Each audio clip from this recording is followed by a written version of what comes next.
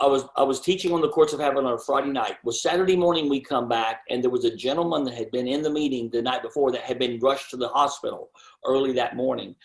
And because he had such a high fever, there was nothing wrong with him the night before, but he had such a high fever.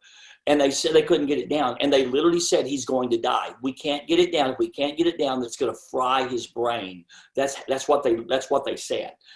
And so they asked me, they said, could we take him into the courts of heaven? And I said, well, yeah, but I said, you need to tell me, anybody that knows him, you need to tell me what maybe the claim of the enemy against him is. And they looked at me and they said, this is what they said. They said, he has been a Democrat his whole life. And they said, and he is, and we have never been able to convince him. He loves God, but he votes Democrat. And he said, we have told him you're in agreement with death, abortion, and all that, but he's stubborn and he won't do anything. He won't repent. And so I went into the courts and God gave me grace in his behalf.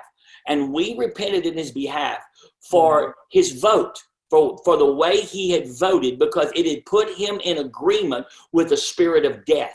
Wow. Within 10 minutes, they called and said, his fever has broken. He's going to be okay. But the whole thing was connected to the legal claim of the enemy based on the way he voted.